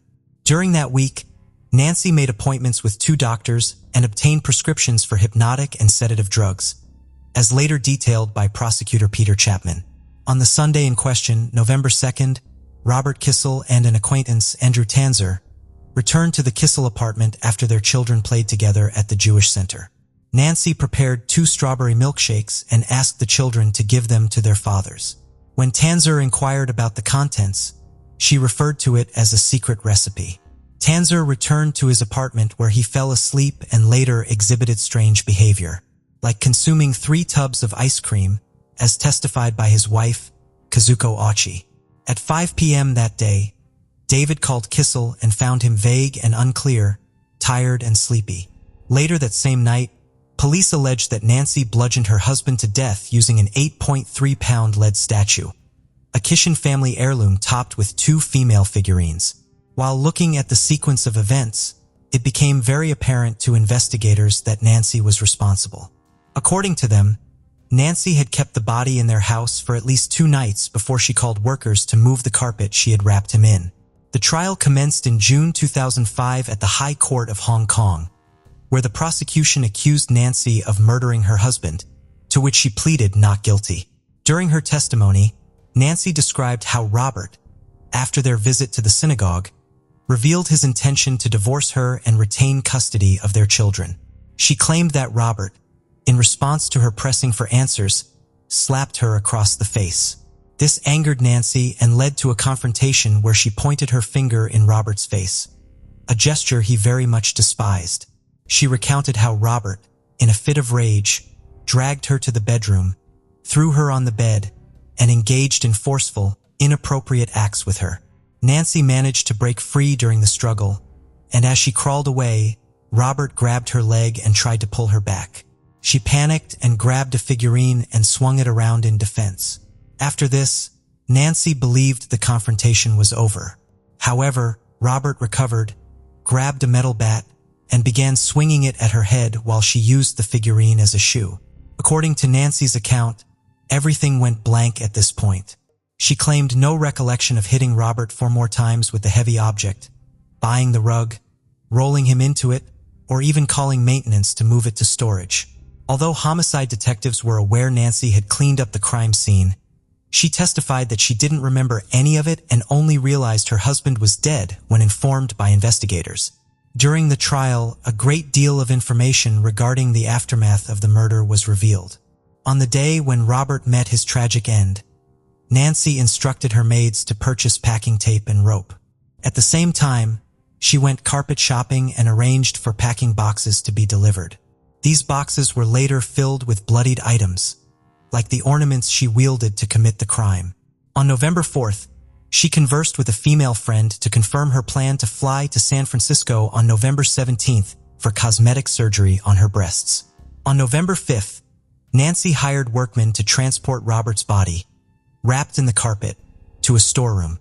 A workman vividly recalled the carpet gave off a strong, peculiar smell, similar to that of salted fish. Before and after the sinister event, Nancy and Del Piore exchanged frequent calls, as revealed by the prosecutor, who presented the phone numbers dialed from Nancy's cell phone in court. After the heinous act, Nancy visited a doctor, alleging assault by her husband. She told the same story to her father, Ira K. Shin, who promptly flew to Hong Kong to support her. On November 6th, Nancy filed a police report claiming assault. During the trial, Nancy also claimed that she had contemplated taking her own life due to the constant abuse she faced from Robert, but resisted since she was fearful of the impact on her children. To get better, she looked for help and visited several doctors in Hong Kong and secured prescriptions for various medications, including the notorious date drug Rohypnol, as well as a painkiller, a sedative, an antidepressant, and a sleeping medication. All these substances were later found in Robert's system. After presenting these mysterious events in court, the judges were left to make their decision. Despite her attorney's efforts, this strategy failed, as prosecutors highlighted Nancy's marital deception, internet searches for drug combinations, and clear attempts to conceal the crime. Following a 65-day trial, the jury, with 5 men and 2 women, unanimously pronounced her guilty after 8 hours of deliberation on September 1, 2005. Consequently, she was sentenced to life in prison and entered the Hong Kong correctional system on the same day. Kizel appealed her conviction in April 2008. That petition was rejected, confined to a 7-foot by 7-foot cell in the high-security Thailand institution for women near the Chinese border. A sign on her door had the label, "Lifer." After her appeal proved unsuccessful, she planned to explore the option of serving the rest of her sentence in a U.S. regardless. This marked a significant departure from her once privileged life at Parkview, where Robert Kissel's silver Porsche Carrera still sat unclaimed in the parking lot. But there was still more that would unfold in the legal battle. After lodging an appeal with the Court of Final Appeal on January 12, 2010, Nancy Kissel was granted a retrial after the court cited the prosecution's use of inadmissible evidence in the original trial. The retrial began on January 10, 2011. Sensing their client's difficult position, the defense tried to halt the proceedings for Nancy to enter a plea, but their request was denied. After a long 10-week trial on March 25, 2011, the jury declared her guilty once again. Nancy Kissel returned to her cell at Tail and Women's Prison near the Chinese border, serving a mandatory life sentence. No additional appeal was filed by Nancy's lawyers. In April 2011, they submitted a request for her transfer to a U.S. prison under an international inmate exchange program that allows prisoners to serve sentences in their native countries. Simon Young, the director of the University of Hong Kong Center for Comparative and Public Law, mentioned that local authorities must communicate to the U.S. government the minimum time Kissel needs to serve before becoming eligible for parole for the transfer to proceed. In 2014, the Court of Final Appeal dismissed an appeal from her for the second conviction. During the same year, Nancy Kissel expressed having no regrets about her husband's death and revealed infrequent communication with her children in Seattle, Washington. Now, turning our attention to the fate of the couple's innocent children. After their father's tragic murder and the imprisonment of their mother, they briefly stayed with their maternal grandfather, Ira Kishin, in Winnetka, outside Chicago. While they were there, a custody dispute emerged between Robert's two siblings, Andrew Kissel and his wife, Haley Kissel, and Robert's sister, Jane Kissel Clayton, along with her husband, Richard. Jane, residing with her family outside Seattle, became a central figure in this legal struggle for the children, Elaine, 11, June, 8, and Reese, 6. Their mother, Nancy Kissel, being in jail, made the inheritance of Robert's wealth a prominent aspect of the custody battle. It was estimated that the three children were receiving a monthly income of at least $10,000 from their father's estate for their living expenses.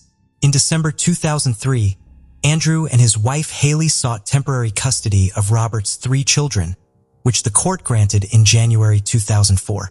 During this time, Andrew faced legal challenges after being accused of defrauding a New York co-op board of millions of dollars. This included lawsuits from lenders, business partners, a title insurance company, and a yacht dealership. And during problems in Andrew's work life, he also started to face one at home. Haley, his wife, filed for divorce in March 2005. During these legal battles, Haley moved out and took custody of their two children and temporary custody of Robert and Nancy's three. The court-appointed attorney, Michael Colazano, described Andrew as a recovering alcoholic. Eventually, after legal proceedings, custody of the children was granted to their aunt and uncle, Jane Clayton and her husband. After these unsettling events, an unimaginable tragedy struck that left everyone, especially the Kissel family, in shock. On April 3, 2006, Robert's brother, Andrew Kissel, was discovered with 5 stab wounds to his neck. The eerie similarity to Robert's murder raised chilling questions. It seemed someone had tried to end their lives in a hauntingly similar manner, with the same method of attack. The mystery deepened, leaving everyone puzzled. Could these murders and attempts be connected? Was Nancy Kissel really the killer, or was someone targeting the Kissel family? This case takes us to Anchorage, Alaska in the United States of America, back to the summer of 2019. Anchorage is a busy city, home to nearly half of the Alaskan population. There's plenty to do there with gorgeous hiking routes, peaceful countrysides, lots of wildlife and ski resorts. It's the perfect place for as quiet or busier getaway as you could want. Amongst the almost 300,000 people that called this place home, lived the very big and very close Hoffman family, who all lived together in an East Anchorage trailer. On the 2nd of June, Timothy Hoffman had started to grow concerned about his daughter, Cynthia. She had not replied to any messages or answered any calls for several hours. Although she was 19, Cynthia faced developmental and learning challenges, meaning she worked at a 7th grade level. Her being out of contact for even just a short while was alarming, and Timothy knew something was wrong. On the first weekend of June 2019, the Hoffman family spent some time working on a friend's campervan together. On the 2nd of June, Cynthia made plans to meet up with her sister and get her part of the money she had earned. She sent a text message to her father to say that she was on the way, but she never met her sister that afternoon. Her father called the police, but was told he needed to wait 24 hours and then ring them back. Timothy was upset that they weren't taking it as seriously as they should have been, and said that they didn't understand how vulnerable Cynthia actually was. For someone still so young, she was definitely busy and very determined. As tough a school had been for her, Cynthia had persevered and graduated in 2018. As well as working as an apprentice for Timothy, who worked in building and construction, she was earning extra money at a restaurant, studying in a post-high school skills program, and was close to getting her driver's permit as well. Timothy and Cynthia shared an incredibly close bond, and he said she was most definitely a daddy's girl. He recalled that she was always working hard to overcome her challenges and looking to make her family proud of her with everything that she did. All she wanted was my blessing and approval, and I gave that to her a lot, he said. Frustrated with the police department, Timothy started contacting news stations and set off on his motorbike, going through the nearby woods and bike paths, searching everywhere. When she didn't come home the first day, I knew something was wrong, and then all I could think about was the knock on the door, he said. He had many people reaching out to see if they could help, and he gladly accepted them all. But one set of messages in particular left him more confused than grateful. He had received several messages from one of Cynthia's closest friends, Angela. Angela said that Cynthia had asked her to drop her off at Polar Bear Park, something that she had agreed to do, but she hadn't seen her since then. She said she had last seen her at 4 p.m. on the 2nd of June, wearing blue jeans, a hoodie, and tennis shoes. Timothy knew this was strange as Cynthia didn't mention this to him or her sister that she was going to meet. In Angela's messages, she said, "Is she okay? I hope she comes home safely. She's my best friend. I'm starting to get worried. I don't trust what she said about that guy. I love her too. I want the best for her and want her to come back. She won't answer me. I think she's ignoring everyone. I know she will come home safe." Timothy had no idea what guy Angela was talking about, and even though he pushed for clarification, he was none the wiser. The police were now looking into Cynthia's disappearance, and Timothy passed these messages on to them in the hope it might help them find some answers. Little did he know, the number was not linked to an Angela. It was linked to an 18-year-old named Denali Bremer. Denali and Cynthia were actually close friends and had met through school. They often posed in selfies together on social media with the captions reading BFF. So why she had given a different name was confusing. Just one day later, on the evening of June the 3rd, the Anchorage Police Department were contacted by a woman named Nicole. Nicole said that on the evening of the 2nd of June, the date Cynthia was last seen, Nicole's daughter and someone Nicole knew as Anthony were both at her house. Shockingly, Anthony had told her that Cynthia was dead and that he was responsible, and her daughter was none other than Denali Bremer, who also apparently went by Angela. After this, the pair left the house and she hadn't seen them since. Given what Anthony had said, she was now concerned for her daughter's safety as well. Police located the pair and started digging into these claims. 4th of June, early evening. Knock Timothy had been painfully anticipating came at the door. The minute he saw the officers, he said, "She's dead, isn't she?" Detectives confirmed that they had just found his daughter's body. Cynthia had been discovered along the Eklutna riverbank. She was bound with duct tape, and she had been shot in the back of the head before being pushed into the river. Officers believed that she had been killed before Timothy had even reported her as missing. And it is unconfirmed whether or not the shot killed her instantly or if she was still alive when she was put into the water. It was impossible for the Hoffmans to contemplate who on earth would want to do this to Cynthia. She never spoke of having any problems with anyone. She had lots of friends and was so loved by those around her. Before long, a web of lies would start to unravel, showing the twisted and disturbing reality of what had happened and why.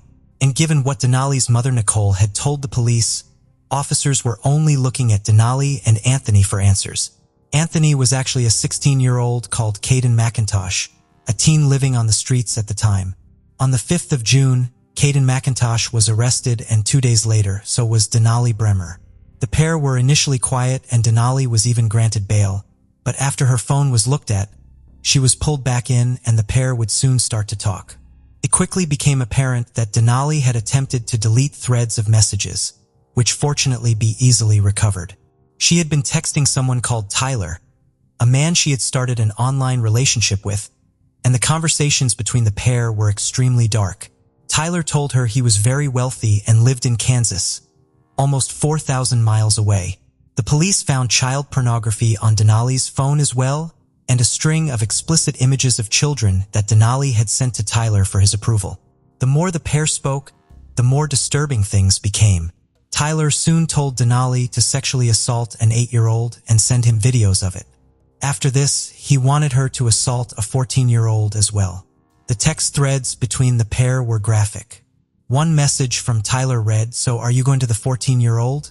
Gonna go by weed first," Denali replied. "I want to get her high for it so she doesn't fight me. I love you. Soon we can rape together." After these assaults, Tyler texted Denali and told her he wanted to see more. He wanted her to rape and murder someone. In exchange, he said that he would pay her $9 million.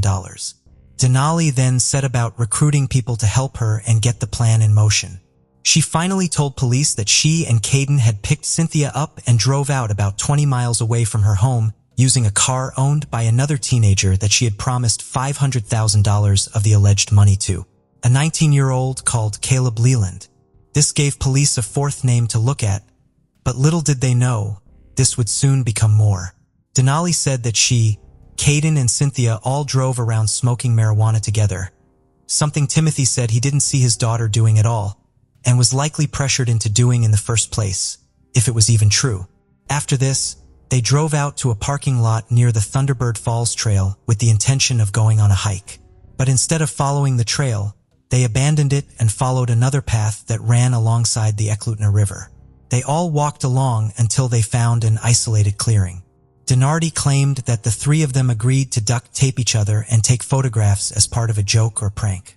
In the clearing, was bound by her ankles and wrists and had tape put over her mouth. Cynthia soon realized this was not a joke and started to panic. She started shouting that she was going to call the police. Denali held a gun to her head, which she eventually let Caden take off her.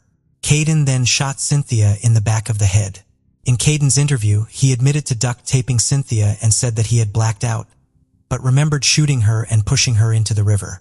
As much as Denali was trying to distance herself, she had been documenting the whole ordeal on her phone, sending photographs and videos to Tyler via Snapchat, showing that she was someone who was very much involved.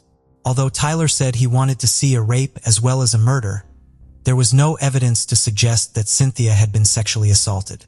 To the police, Denali spoke of being afraid of Caden, implying she was following his suit, as well as being tricked by Tyler.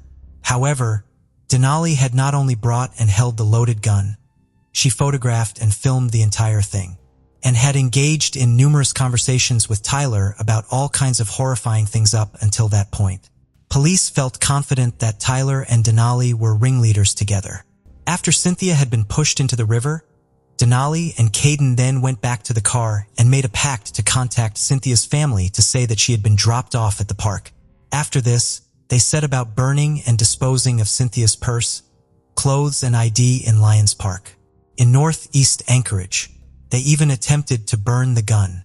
Denali later texted Tyler and said, "I wish I never made a deal with you in the first place. We can meet, but once I see a cop, I'm telling him or her that I made you rape people and kill Cece." But as the police already suspected, Tyler wasn't who he claimed he was either. The man behind the screen was actually 21-year-old Darren Schillmiller. He wasn't a millionaire and he wasn't living in Kansas. He lived in New Salisbury, Indiana.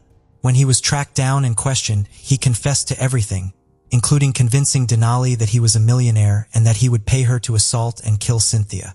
He also admitted that he and Denali had discussed murdering someone else after Cynthia was dead. Those that knew Darren Schillmiller or Tyler said his dark thoughts had always been obvious. When he was a teenager, he had started asking very young girls to send him explicit photographs, often making up fake profiles and going by fake names online as well. People described him as off and creepy. As he got older, he started asking people to send him photos of their children, sometimes while they were being changed or bathed. He also had a fetish for dirty diapers and often wanted to see photographs of those too. He had previously been the subject of a child pornography investigation, but no charges were filed and the case collapsed. When he told Denali he wanted her to find someone to kill, she made the choice quickly. She chose Cynthia because she was her closest friend. She thought it would be easier to use the trust that Cynthia had for her to lure her away without her questioning it. Timothy said, "Her disability just made her want to have friends. That's all she wanted, was just to be her friend." Detectives subpoenaed Verizon for Darren's phone data, and all the footage of the minors Denali had heard up until that point were found, along with more evidence that highlighted Darren's sick perversions. They also uncovered a Snapchat video that Denali had uploaded after Cynthia had been killed, in which she said, "I'm sorry everybody, my family, my friends. I guess you will hear from me when you hear from me, but I won't be back for a long time. I'm sorry, I didn't mean to do it." In the background of the video, Caden could be seen pacing around as well. A grand jury would soon indict 6 individuals in Cynthia Hoffman's case: Darren Schillmiller, Denali Brahma, Caden McIntosh, Caleb Leland, who had given them the car, and 2 other teens, who have not been named due to their ages. They were all indicted on charges of first-degree murder, conspiracy to commit first-degree murder, and murder in the second degree. 16-year-old Caden was charged as an adult, and as well as murder, he also faced 4 counts of tampering with evidence. The two juveniles, a male and a female, admitted to knowing about and being present for the planning of the murder in exchange for a cut of the money. Caleb was also accused of sexually assaulting the female juvenile suspect and faces additional charges of sexual assault and sexual abuse of a minor, as well as murder charges. Darren and Denali were indicted on more counts of solicitation to commit murder in the first degree and then faced further charges of production of child pornography, conspiracy to produce child pornography, distribution of child pornography, and the coercion and enticement of a minor. All 6 individuals entered pleas of not guilty. Denali addressed the court and even spoke of having a child herself, something which had not been mentioned before this point. She said, "Don't want my daughter knowing that her mom grew up a killer because I don't see myself as one." Denali's sister spoke to the media and said they were devastated that she could be involved in something like this. Denali is the 3rd child of 5 girls. Her older sisters, Rebecca and Branna, said that all of the children had been removed from the care of their mother at different points, and the abuse reached a tipping point when the man living with their mother at the time killed their 2-month-old baby sister, Gabrielle. Denali was adopted in her early childhood, but both her sisters said the trauma may have lingered and potentially might have been the cause of several issues in adulthood. "We all had really hard lives, and I feel like she took the wrong road with the wrong people who didn't care about her, and now she's paying the ultimate cost," said Brenner. The pending hearing and trials have all been delayed and postponed several times for various reasons. 56 gigabytes of material and over 100,000 pages of evidence and cell phone data was handed over in court, which is a huge amount to dissect and go through. This, coupled with lockdowns due to the pandemic, has pushed the trial dates back, and in January 2020, it was announced it would be some time before the dates were set. Timothy Hoffman said he would be in court at every opportunity, adding, "Nothing really disappoints me. I am prepared for a long journey. It was a shocking and sick case in every imaginable way. Murder, sexual assault, catfishing, manipulation, greed, and the ultimate betrayal in the most devastating way." Cynthia Hoffman was a determined young woman, someone who had faced challenges and adversity and had pushed through all of it, determined to always give her all and make her family proud. Her life came to an end in a terrifying way at the hands of someone she trusted and would never have doubted. Lynette Joy Sims was born in New South Wales, Australia in 1948. In 1965, she met Chris Dawson at a high school function. The pair got married in 1970 at St. Jude's Church, Randwick, in Sydney, and later had 2 children. Chris and his twin brother Paul played professional rugby league football for the next few years. After ending their rugby careers, the Dawson brothers found employment as physical education teachers. Chris worked at Cromer High School near Sydney. Both Chris and Paul are alleged to have regularly engaged in illicit behavior with female students at their respective schools. In 1981, Chris groomed and slept with a student named Joanne Curtis. Joanne temporarily moved into the Dawson family residence in Bayview in 1982. Chris told Lynette about Joanne's problems at her home with her family as a reason as to why she had to stay at their house. Chris was 32 years old then, and Joanne was 16. Lynette was phoned by her mom on January 8, 1982. This was the last time they would communicate with each other. She planned to meet her mother and family at the North Bridge Baths the following day, but never arrived. Chris didn't report his wife missing until February 18, 1982, 6 weeks after she had vanished. Joanne then permanently moved in with Chris. When questioned by investigators, Chris said that Lynette left after marital problems caused over her spending. Later, Chris suggested that she had joined a religious organization. In 1983, he finalized divorce proceedings against Lynette and married Joanne Curtis the following year. Some investigators believe that Chris took Lynette's life, but that was hard to prove without a body. The first inquest, held in February of 2001, the deputy state coroner Jan Stevenson determined that Lynette is not alive anymore and that the person responsible was someone she knew. A second inquest, held in February 2003 by state coroner Karl Milanovanovich, recommended that Chris be charged with ending Lynette's life. The New South Wales Director of Public Prosecutions, Nicholas Cowdery, refused to prosecute Chris Dawson, citing the lack of evidence. In April of 2018, following extensive investigations, New South Wales Police requested the Office of the Director of Public Prosecutions to review its brief of evidence. Then, in December 2018, Chris Dawson was arrested in Queensland in connection to Lynette's case. Dawson still claimed he was innocent and delayed the trial several times because, according to him, there was a risk that members of the jury could have prejudged his guilt due to widespread publicity about the case. In May of 2022, Justice Robert Beach Jones granted Dawson's application for a judge-alone trial after he argued the extensive pretrial publicity meant a jury was unsuitable in his case. The trial began on May 9th. The prosecution claimed that Dawson took Lynette's life because of his desire for an unfettered relationship with Joanne Curtis. The defense acknowledged that Dawson may have failed his wife, but that she had left and abandoned the family of her own accord and suggested she may have created a new life. The defense relied on a number of witnesses who claimed to have seen Lynette since her disappearance. On August 30th, 2022, Justice Harrison found 74-year-old Chris Dawson guilty, and he delivered his reasons as well. He found Dawson had lied on a number of occasions, including about his relationship with Joanne, about his desire to resume a relationship with his wife, and about receiving phone calls from Lynette after she disappeared. Justice Harris rejected the alleged sightings of Lynette as wholly unreliable and found there was a most compelling body of evidence to reject the hypothesis that Lynette Dawson abandoned her family. He was satisfied beyond reasonable doubt that Lynette Dawson is not alive anymore as a result of a conscious and voluntary act by Chris Dawson. Thank you for joining us on this journey into the depths of unsolved mysteries. Cold cases not only challenge our understanding of the past, but also ignite our curiosity and determination for answers. Remember to subscribe to stay updated on our latest investigations. And if you have any information regarding the cases we've covered, don't hesitate to reach out. Together, we can shed light on the shadows of the past and bring closure to those who seek it. Until next time, stay vigilant, stay curious, and never stop seeking the truth.